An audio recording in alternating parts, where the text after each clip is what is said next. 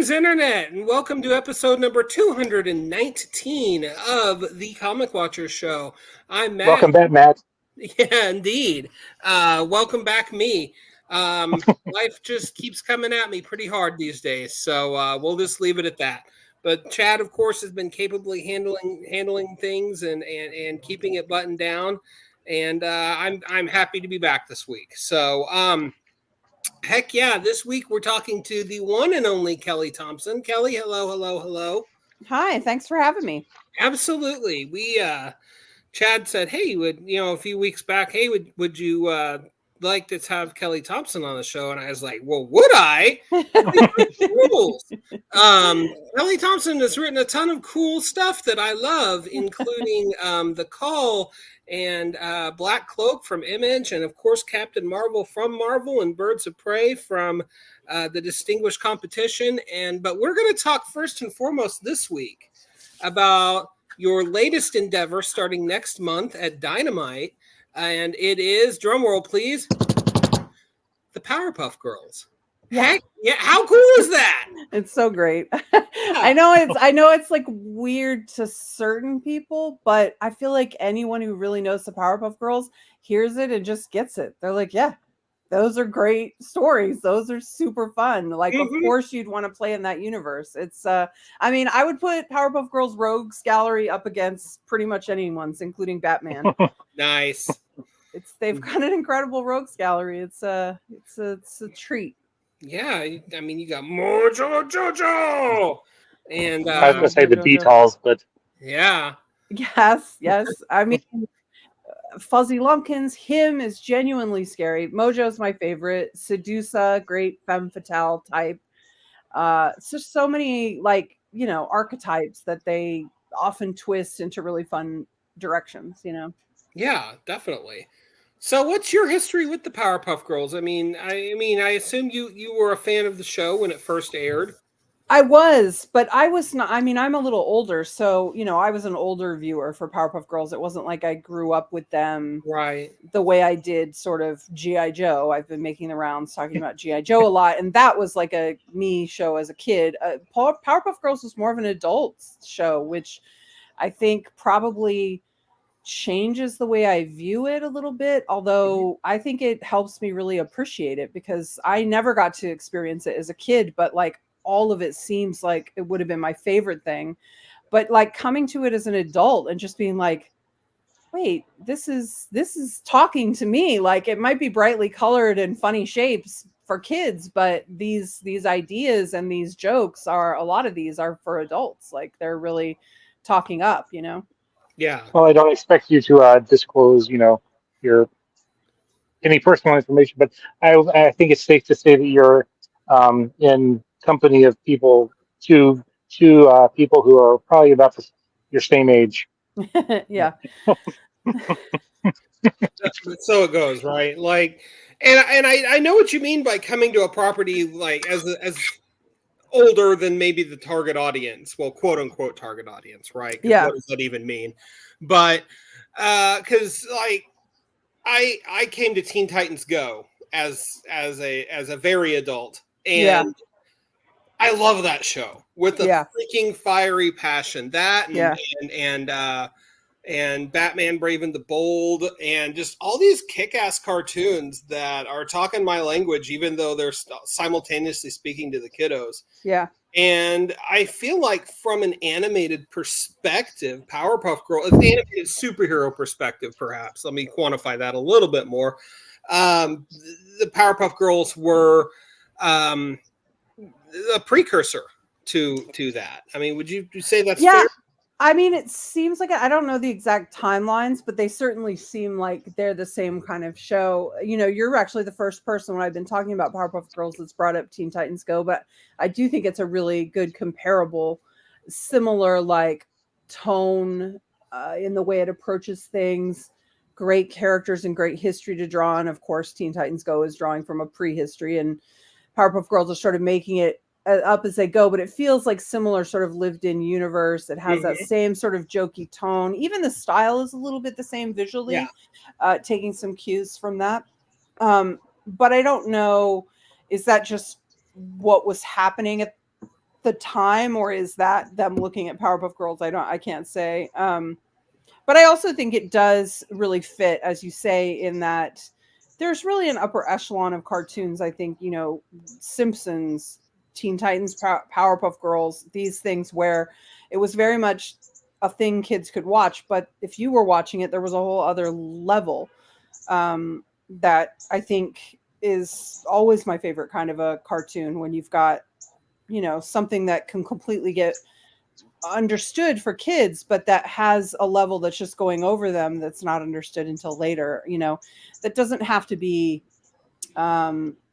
it doesn't have to be titillating or anything. It's just about, you don't process things like that yet. You know, you're that young, but like that joke, you just like that it was said and people are laughing. You don't know.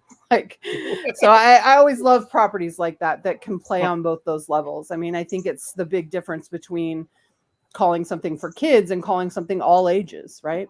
Right. Yeah. I think Jeff very much plays in that space. I don't know if it's always as smart as things like Teen Titans Go or even Powerpuff Girls. You know, there's a limit to how complicated Jeff can become because it doesn't have any words. But a similar thing where you're trying to talk to two audiences at least. Definitely.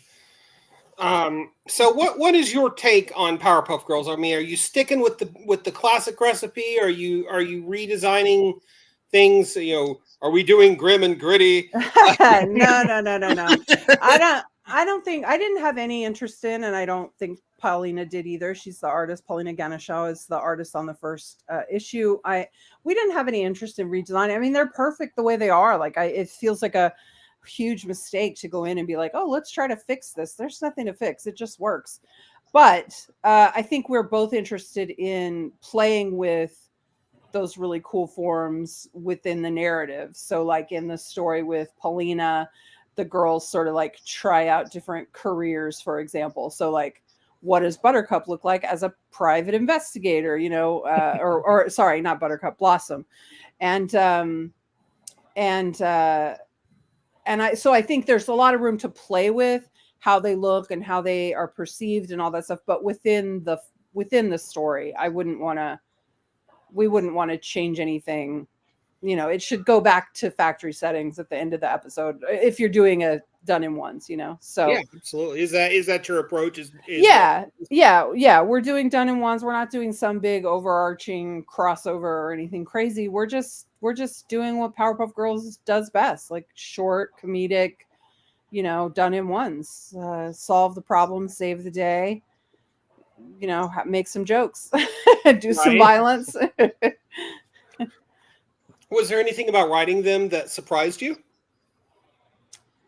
I think it wasn't so much the writing as it was the getting back into the research process. Like, I obviously came in with a lot of knowledge and experience and affection for them, but you know, to get the voices right and to even be able to come up with some ideas that haven't been used before, you know, you start reading the comics and watching the shows again and whatever. And I think what I was most surprised by is it hadn't missed a beat. Every episode that I'd already seen was still a joy. The new episodes that I watched that I hadn't managed to see were so fun, all so creative. It really, another thing it reminded me of are like being a precursor to things like Adventure Time and Steven Universe and stuff like that. Like, you know, Powerpuff Girls is very different than like those two specifically, but you can also just see how they're all like cousins together, you know, like how one leaps to the next. It's sort of really beautiful. I think the creativity of Powerpuff Girls is like wildly underrated. Like, people do not realize how creative it is in there. It's wild. Am I remembering correctly that they launched the Powerpuff Girls around the same time as like Dexter's Laboratory and Cow and Chicken? Yeah, I don't know. And like Foster's Home for Imaginary Friend, like all those things feel like they were around the same time to me. Like, I don't know exactly, but they feel like they were in that same decade with Powerpuff Girls. Yeah. And I think those shows. I kind of remember watching the Nickelodeon block or the Cartoon Network block of them. Yeah, Cartoon Network block. And like, you know, and again, like Dexter's Lab, and even going back to stuff like Ren and Stimpy, like all that stuff, it's very smart. Like, it's really creative. But I mean, this goes all the way back to I think cartoons are really smart. I mean, maybe not quite this like Looney Tunes, you know, it's like Yeah. there's a lot to it, you know, and then there's also, is there anything wrong with just a perfectly told joke? Like it just, I'm always a fan of that, you know? Yeah, there's something to be said about learning about the 1812 overture from Tiny Toons. Right? Yeah. Yeah. I mean, Animaniacs, isn't that how we all learned most of our facts in schools? Animaniacs. Yes. I mean, And I even think they were taking that, doing a live show, the voice actors were doing that, a live show of that recently. of Animaniacs. Yeah. Wow, Where that's they would funny. like have the cartoons playing and then they would do the voices and sing Wow, the songs. And that's crazy. Wow. As long as as long as they can work in Yakko singing all of the countries. That's awesome. So what's your as far as I know, this is your first collaboration with Dynamite. How has it been working with them? It's actually not. I did Nancy Drew with them a few years back. That's right. With Jen Forgive St. me. Ange and Triona Farrell and Ariana Marr, and that was under the same editor, Nate Cosby. He brought me in to do that. He brought me in to do this. My only complaint about working with Dynamite is that the Nancy Drew book was very popular, and they wanted to do more, and we also wanted to do more. And so I wrote in a cliffhanger because we were all planning to do more.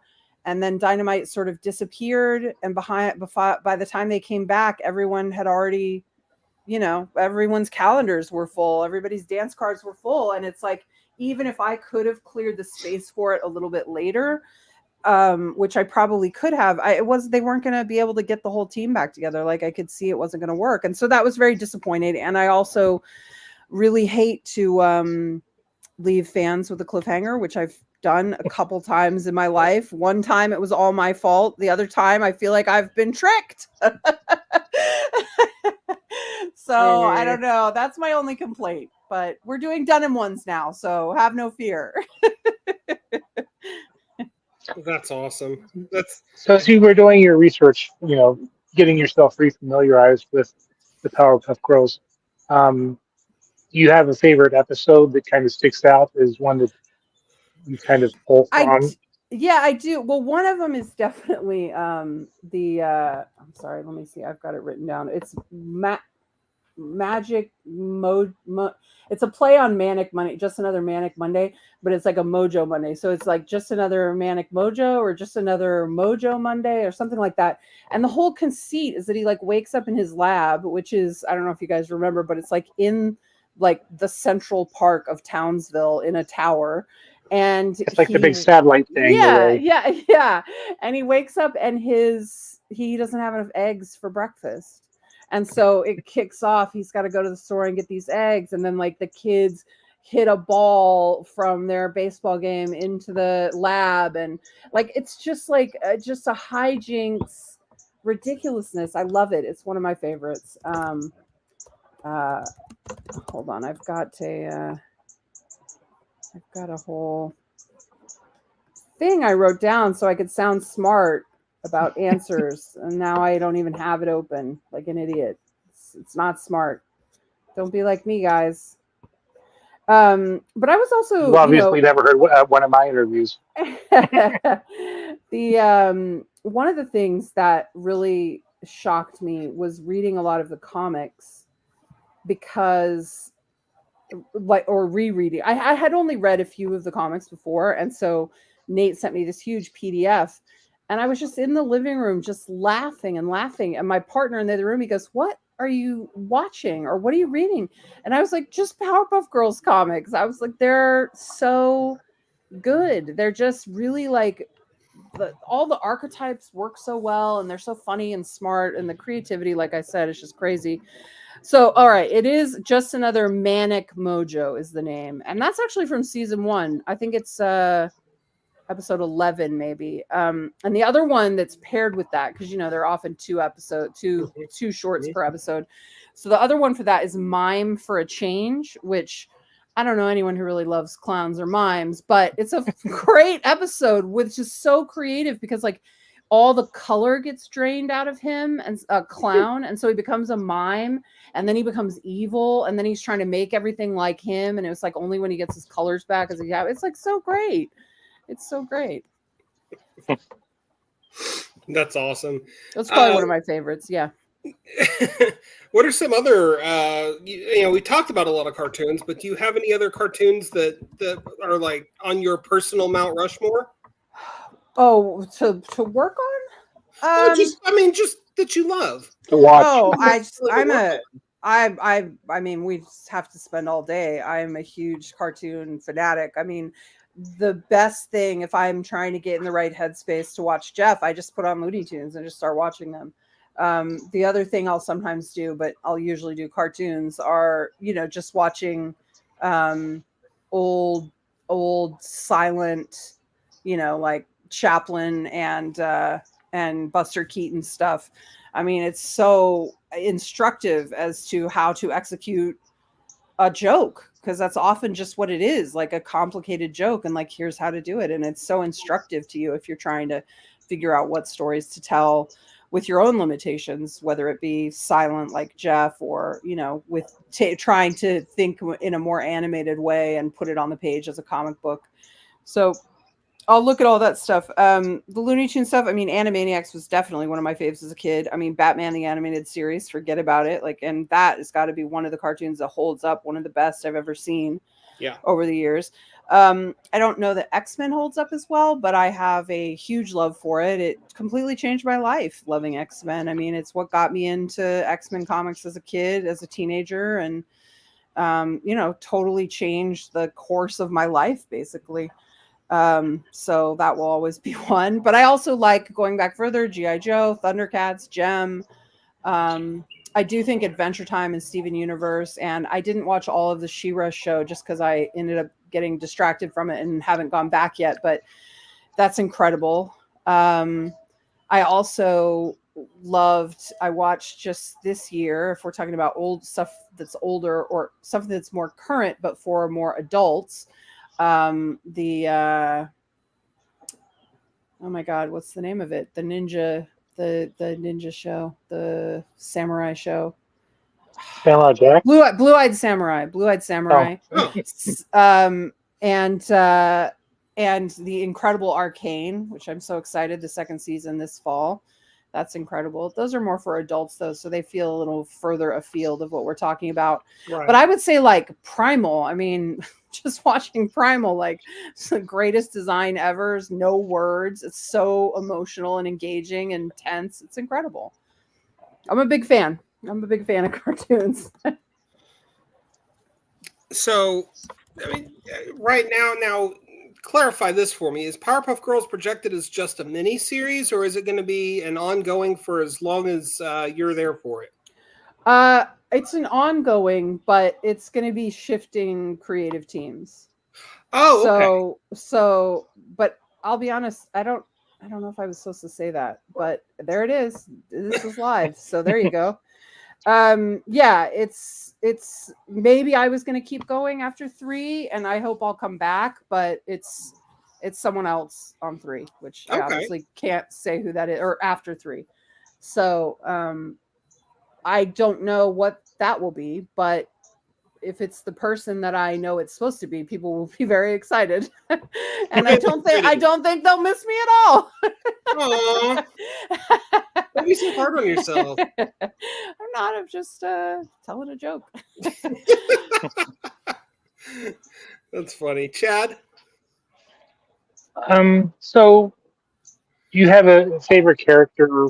It can be one of the villains, one of the Powerpuff Girls, or Professor X, I guess. Bubbles, no contest. I love her. I'm much more personally like Buttercup, a rage machine, but I love Bubbles. And Bubbles is especially fun when she gets angry. Like, I feel like she gets tougher and angrier than any of them, which is always a fun dynamic. When she really gets pushed too far, it's always fun. And then Mojo's probably my favorite villain, probably. So Mojo is clearly your favorite villain, and the best to write, do you find that the villains tend to steal the show? And is that can that be the case with the Powerpuff Girls when you got such awesome protagonists? I hope it won't be. I do think the villains are very fun to write. I mean, but I think the girls always shine through. Heck yeah. Yeah. I mean, Mojo's monologuing is quite a joy. And I wrote this line for him where he's like, "But I'm just walking here, so innocent," and I just it's so creepy and weird thing to say.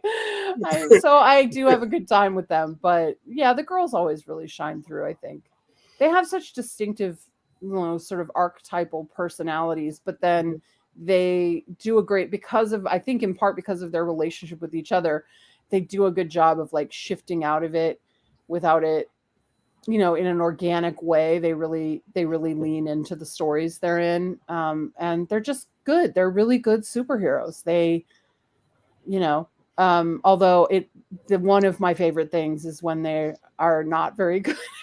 Like there's an amazing comic, and I'm sorry I don't know the name of it off the top of my head. Oh wait, maybe I do have it in here. I think it's by McCracken himself, this story I'm talking about, but in it they basically something is like a meteor or a Mars rock or something is like corrupting and mutating things that it's nearby. And I can't remember the specifics of it, but Buttercup and Bubbles are like, we gotta get this out of here, because it's like turning them into these weird shapes and stuff, and like their eyes go all googly and stuff. And so they just like throw it out, but like they don't solve the problem. And then at the end, they're like, and the day was saved. And they're like, yeah, it was. And they're like, and they just like don't address the issue. And it's very funny. It's very funny and charming. And you're like, man, you could never get away with that in like a Superman comic. But I appreciate that you can sort of get away with it here, because it's a little bendier, like in what you can do. Yeah. Bendier,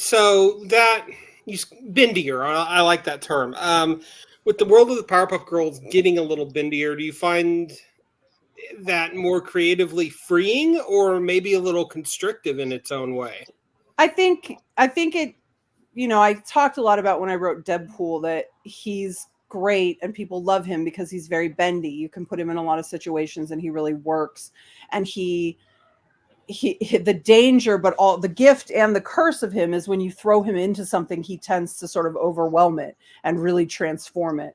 And that can be really cool, but it's also something you really have to pay attention to and watch out for, so you don't lose control of it yourself. And I feel like the girls are similarly dangerous in that, because they're so bendy, like Deadpool, they've done almost everything. And so creatively, that can feel either like a wall or just very intimidating. Like, how will I possibly come up with a story that hasn't been done before, when you sort of look at the map of what they've been doing? But, you can never call that a negative, because something being wildly creative and pushing on boundaries at all times is a great, great thing, So you just got to lean into it and hope you can figure something out. Hope you can play at that level, right? Yeah, most definitely. And I mean, there to me, as just a reader and casual observer, like when you've got those characters that have that bendiness that you can work them into pretty much any scenario and they still work, those are the ones that are the most fun. Like, yeah. And you mentioned Deadpool.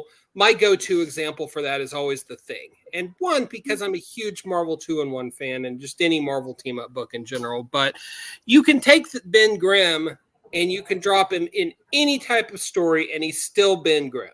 You're not betraying anything by having him go back to Hyperborea and hang out with Conan for an issue. Yeah. Right?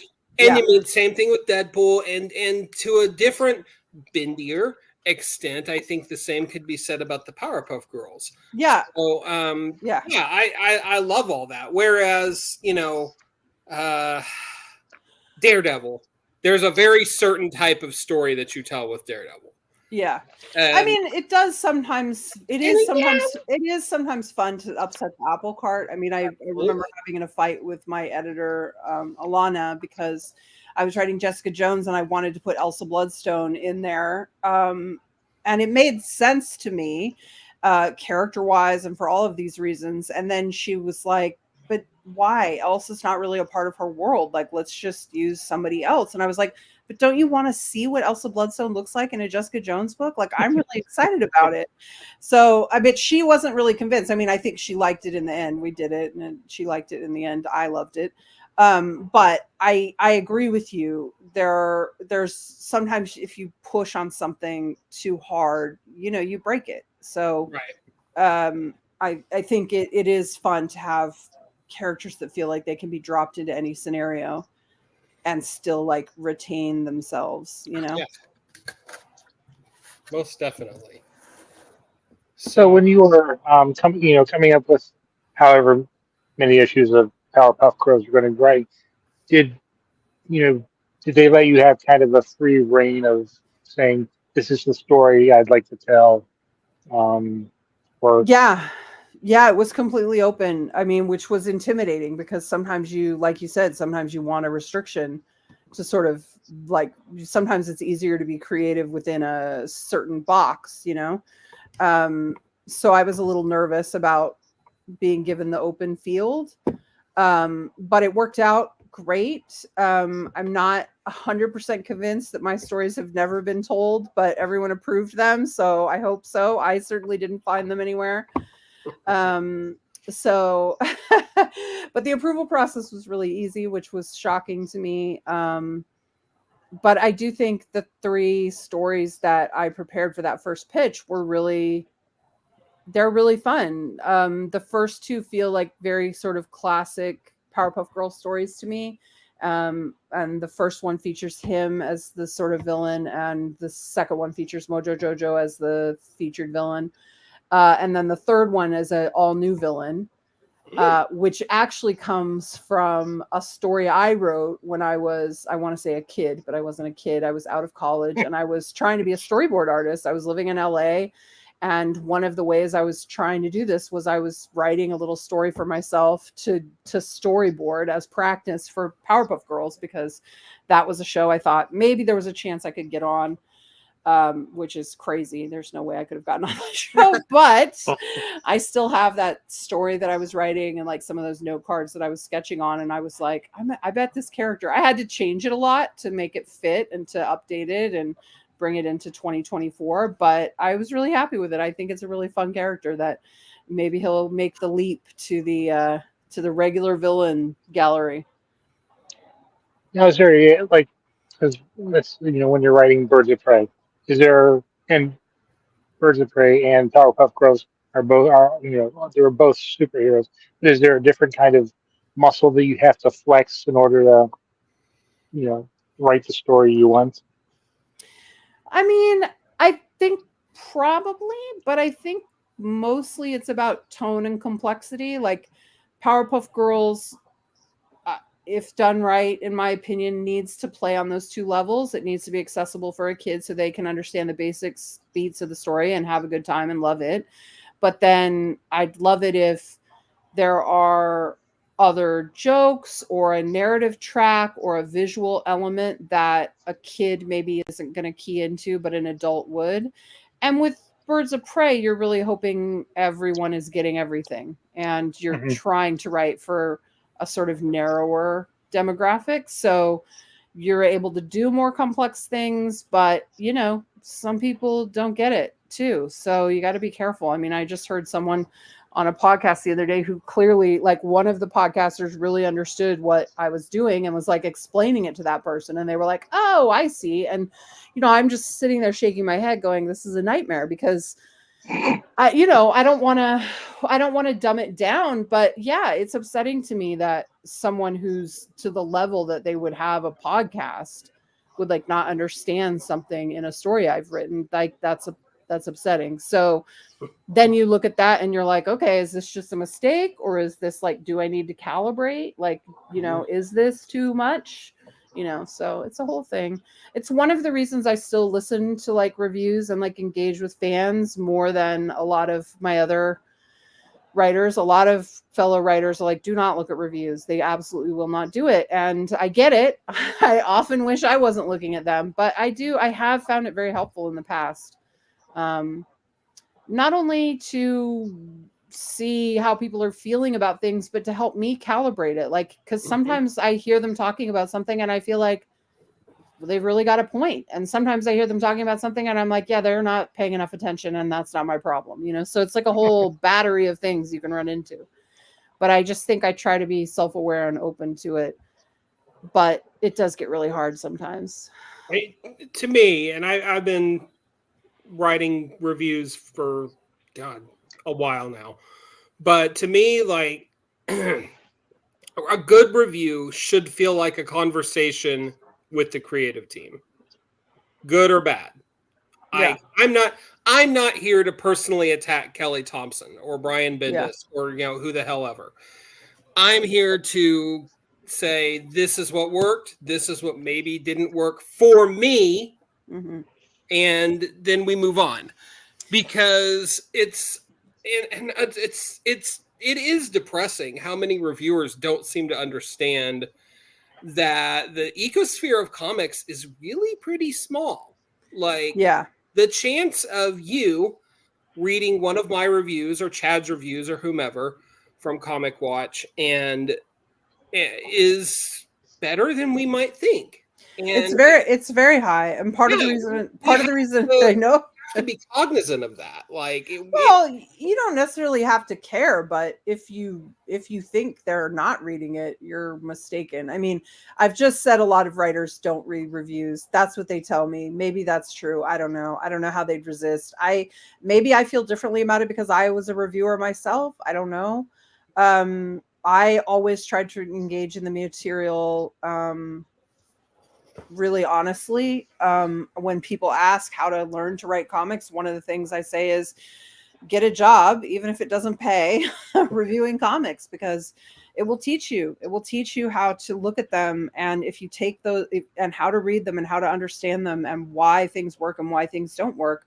Like, break down all these comics that you read and figure out why they work and why they don't work, and learn that and then apply it to your own work. It's a great teaching tool. But a lot of reviews these days are just plot summaries, or they have a very clear agenda. I don't know, but I still find them helpful. I find them frustrating, but I still find them helpful because I don't know, comics feels like it's so built on the blood of the readers, like I worry about getting too removed from them, I think, of like feeling like I'm not engaged enough in how people are responding to the work. Do you know what I mean? Right. And maybe that comes a little bit from the fact that I don't do cons. Like, maybe I'd feel less like I had to do that if I was like, a couple times a year I was going out and shaking hands and signing books. I don't know. Maybe it would change it a little for me. I don't know. Now, how much does that kind of play into, reading those reviews and seeing what people are saying? Does that, if any, play into how you write maybe a future issue, or do you say, at Jim Bob 23 said this, and I'm going to show him? No, it's more like I can see that, but it's more like because you have to remember I'm always months ahead of, so there's no real chance to engage directly in like any kind of grudge match or anything. It's more like when someone had a complaint, I can't even remember now what it was, on Captain Marvel, and I remember thinking, they're kind of right. Like, I don't know that I could have fixed that, but I could do better at that in the future. And so I'm Captain Marvel. I had a long run, so I had the opportunity to kind of course correct a thing.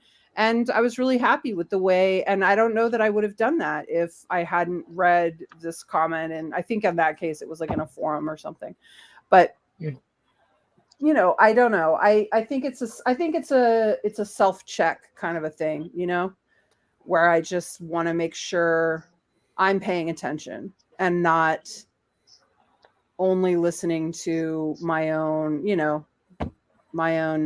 fishbowl or whatever they call it. Right. Well, you it's a weird balance because on the one hand you should be listening to your inner muse, but on the other hand, other people's opinions have validity too. And I just think the criticism of comics in particular is a very weird animal because of how we engage with it. It's because it's in these bite-sized pieces that aren't finished yet, but that are intended to be ingested in one piece as if they're a finished piece.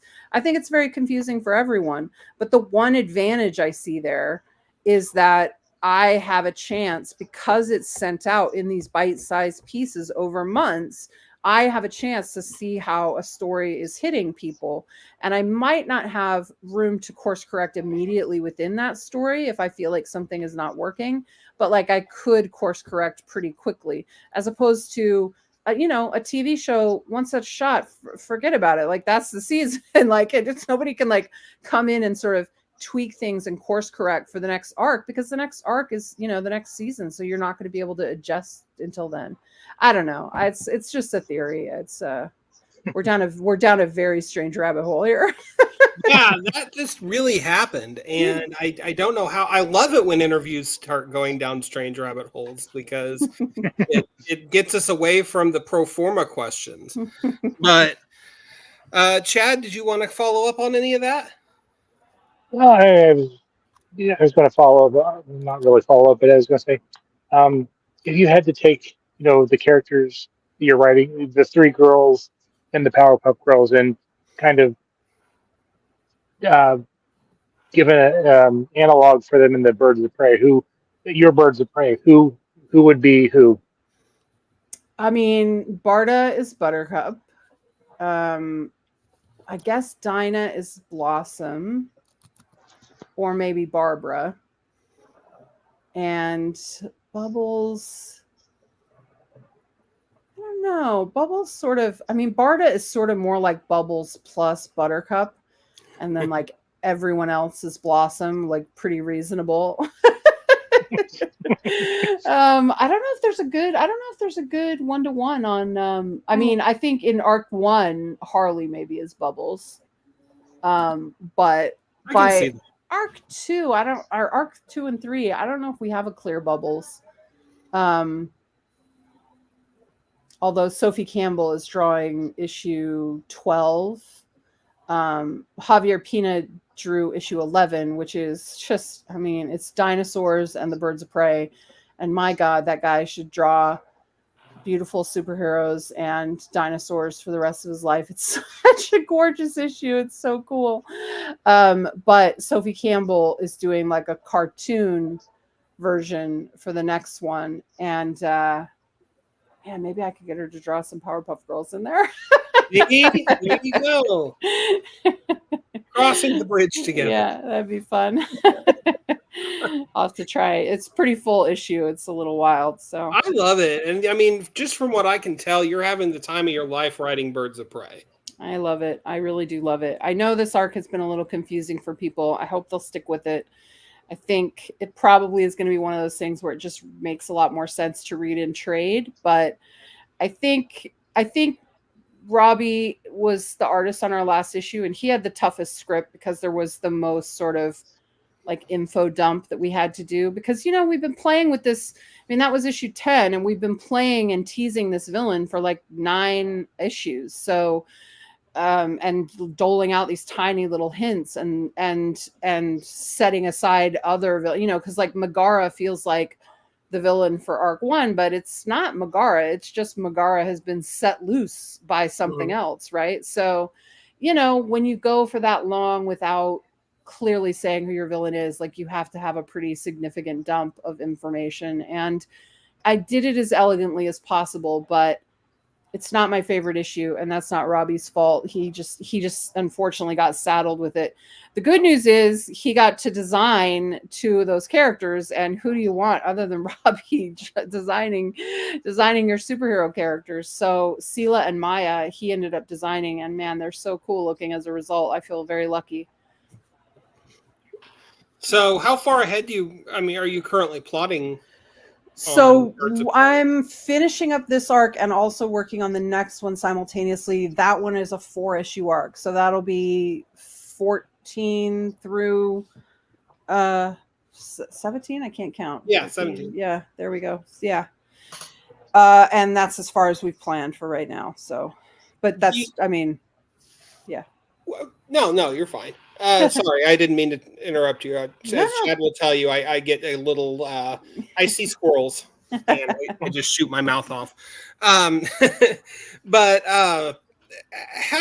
writing Birds of Prey has to be a special challenge in the sense that Gail Simone casts such a large shadow over those characters.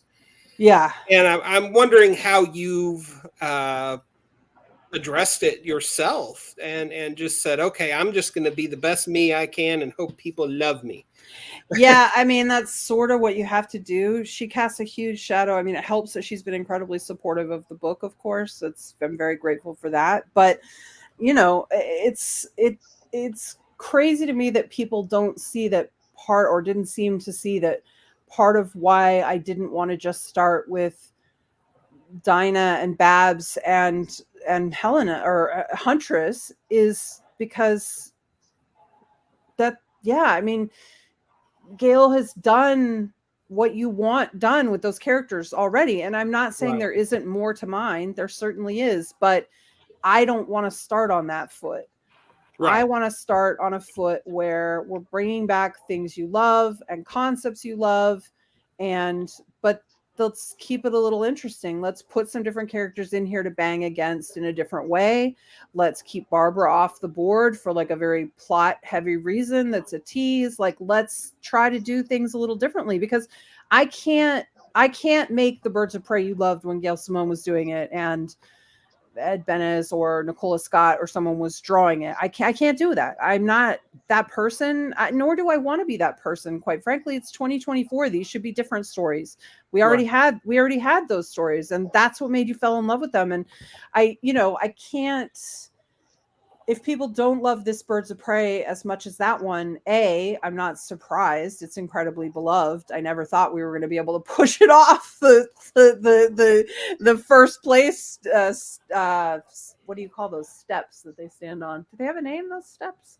Maybe they're just steps. The Olympic steps. I never thought we were going to be able to push Birds of Prey. I didn't even try to do that. I just wanted us to try to do our own thing that hopefully people would also love. Podium. You betcha. Tri-level podium. Whenever I think of a podium, I think of the thing in front of you, though. Not the steps. But anyway. Okay. Anyway, I never would have come up with podium.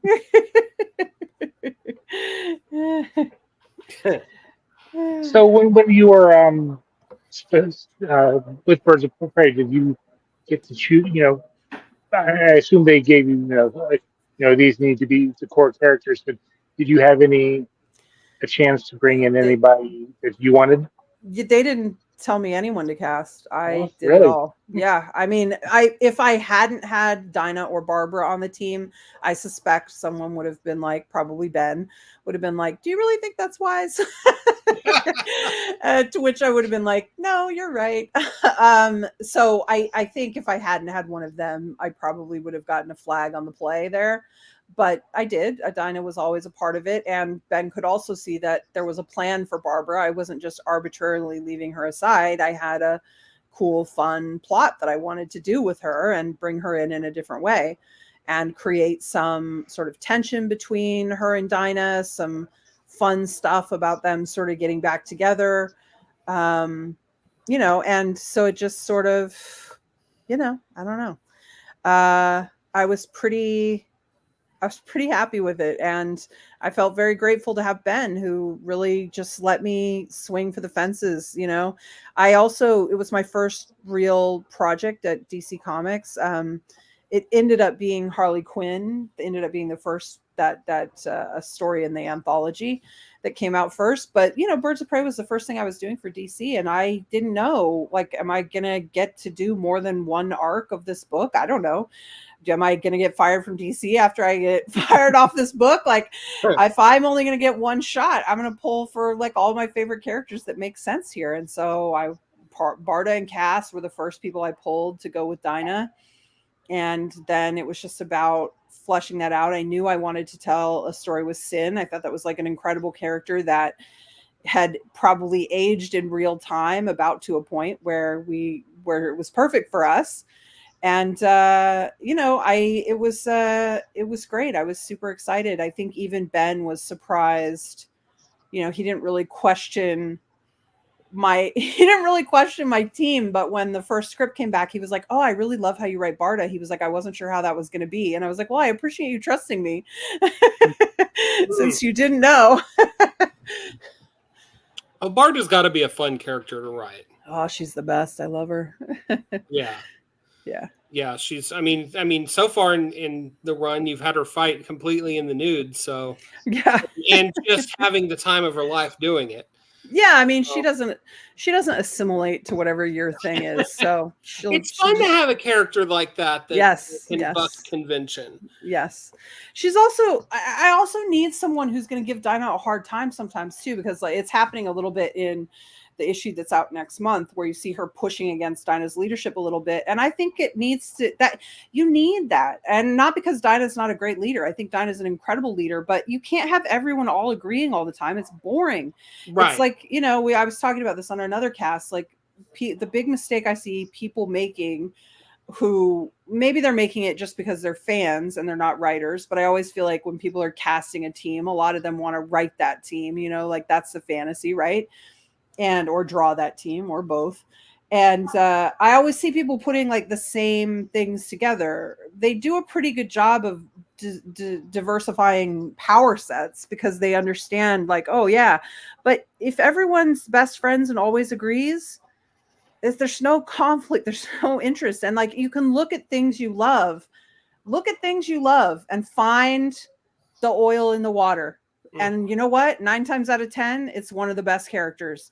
It's, it's Cordelia on the first 3 seasons of Buffy. It's Spike on the last 3-4 seasons of Buffy. Like, you need someone in there who just doesn't think everyone else is always on the right path. You need it to shake things up. You need it to keep things interesting. You need someone to be in there pushing on things. And sometimes in a horrible way that goes horribly for everyone. And sometimes just in a way that like keeps things from feeling like, oh, all these people are a hive mind, because that's not how people are, Well, is that the kind of the approach you're taking with the Scarlet for the G.I. Joe book?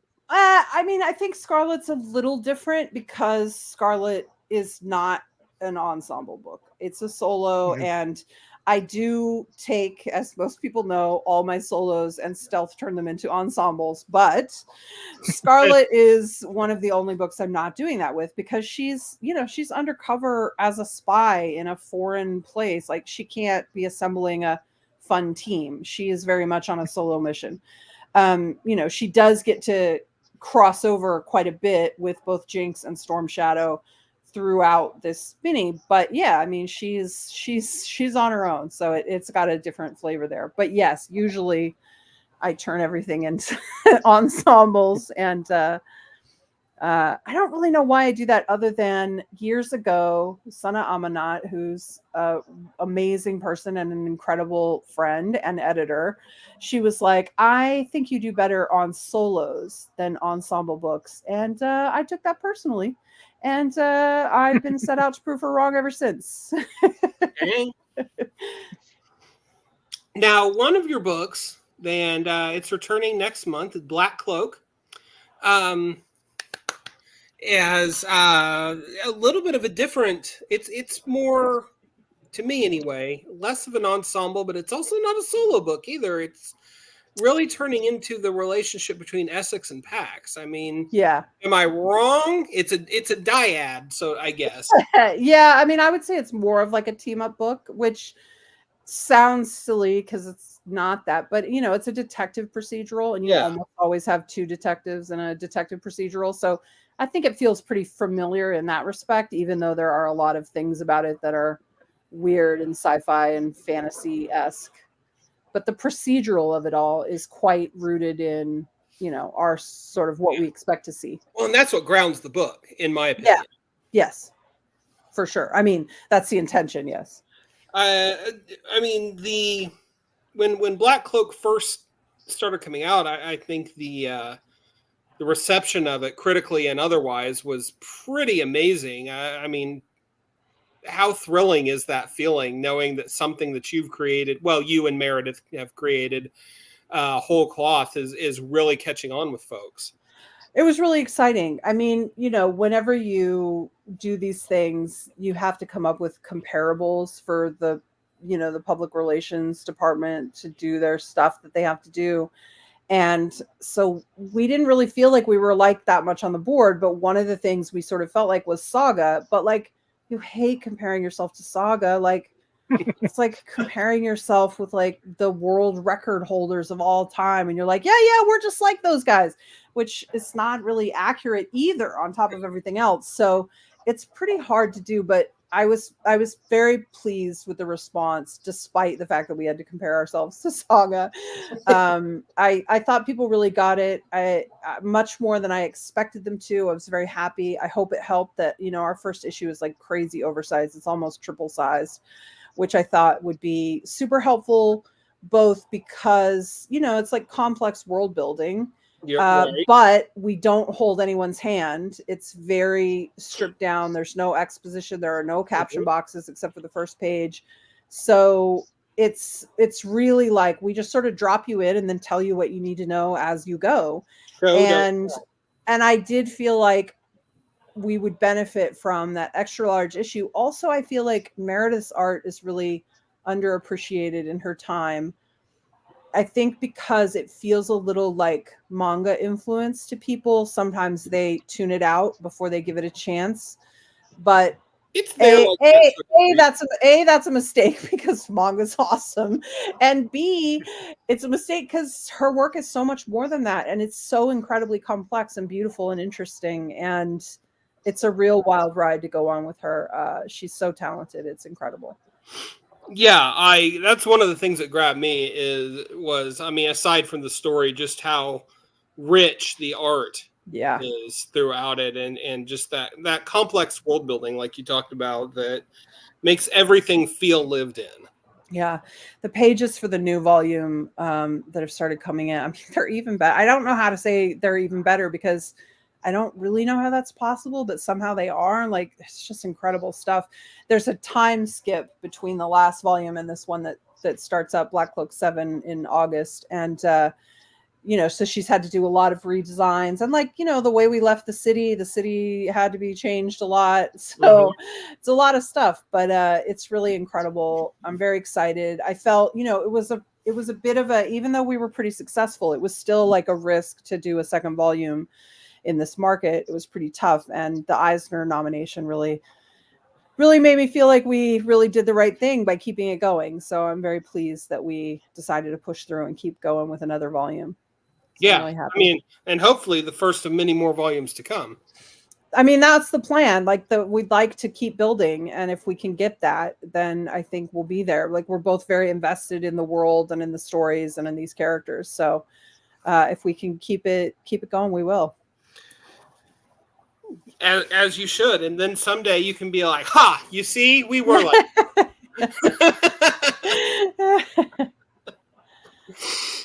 Oh man! So yeah, Chad had mentioned Scarlet, and that was you've had a pretty dang sizable debut with that. Here in our last 5-6 minutes, can you talk about how great it's been working for the newly minted Intergon universe over there at Skybound?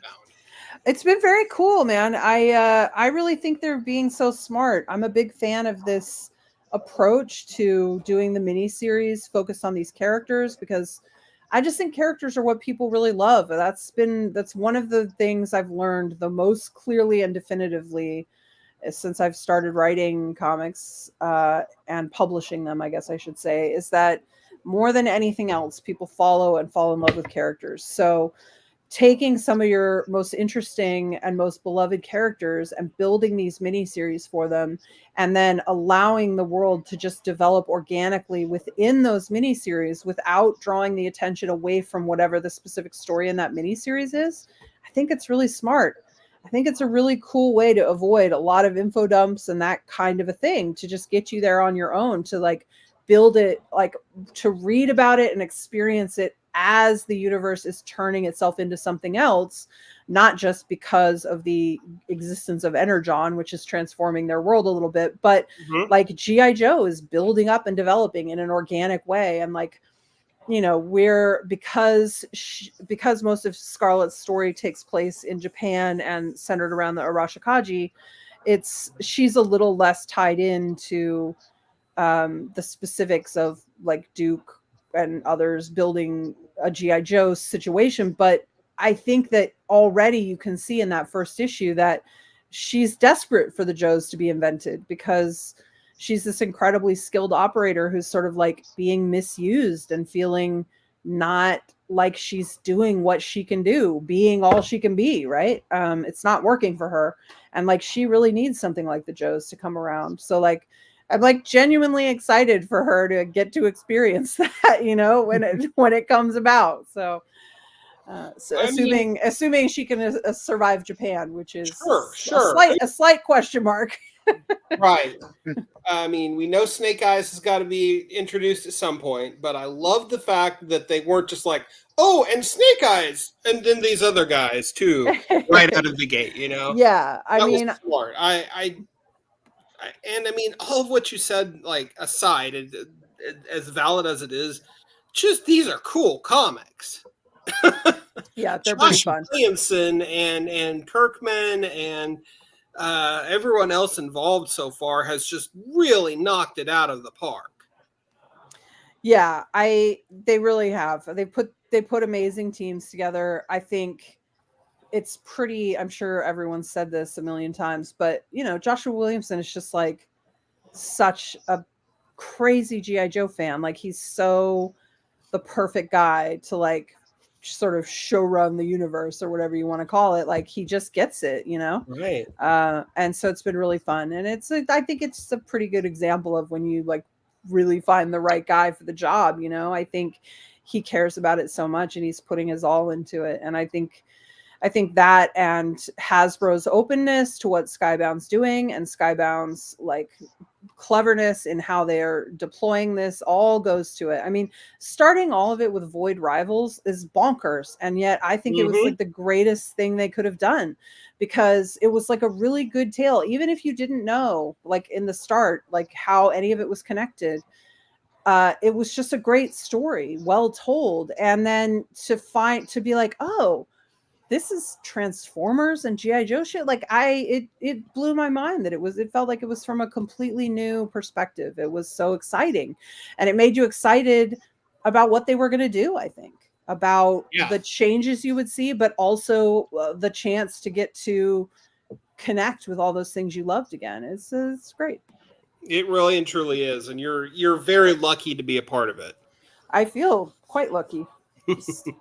Someone was asking me how I got the job, and I was like, I think my name was on a short list of people who can write cool redheads, and so I got the call. I'm very glad. That's awesome.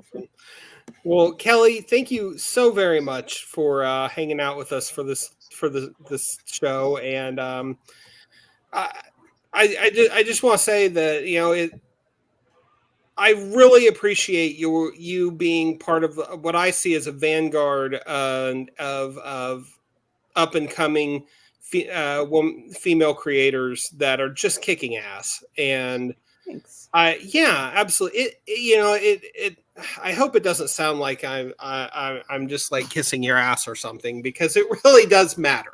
No, that we have this diversity of writers, and it's not just a bunch of white dudes. Thank you. I mean, I certainly agree. I think some of the people doing some of the most interesting stuff are younger, sort of up and coming people. I don't include myself in younger. Maybe not an up and coming either, but I think there's some really interesting voices out there right now doing some really cool stuff. Sure, yeah. And I'm glad to be a part of it. Yeah, absolutely. Well, we appreciate everything that you do. So thank thanks. you, and thank you for hanging out with us. Like I said, Yeah, thanks for having And me. where absolutely. and do can you give us like a quick rundown of what you have coming Yeah, up in the next month or so, and where where Sure. people can find you on social media? Sure. So June is pretty quiet because I have both my big titles came out in the same day. So it won't be until July for Scarlet 2 and Birds of Prey 11, but I'm very excited about both those issues. That Birds of Prey 11 is that Javier Pina one I was talking about with the dinosaurs. It's so gorgeous. There's more. It's Jeff on the horizon for the fall. Powerpuff Girls starts up in July. And they have some new news coming soon, but I can't talk about it yet, I guess. And you can find me, I don't know, I'm still on the social medias, but they're a nightmare. So Yes. Substack is best. If you go to Substack, you can sort of find me everywhere. It's 1979 semifinalist.substack.com. And there's a free newsletter, so you don't have to worry. That just comes out once or twice a month. And then there's a paid option, which is a little less frequent, but you can get comics and all sorts of cool stuff. It's also just the best way to stay in touch is if you don't mind the newsletter. So right on. Yeah. Well, thank you for everything, and thank you all for listening. This has been the Comic Watchers Show. I'm Matt. He's Chad, and we will be back for another episode very soon. Next week. Next week. Thank you, Chad. Jeremy Whitley. Jeremy Whitley is going to hang out. Oh, really? Yes. Wow. I didn't know. So until then, the world can be kind of a crappy place sometimes, but it doesn't have to be. Get out there, do kind things for one another, read something cool, support your local comic book store, and just get out there and do right in the world. Thank you very much.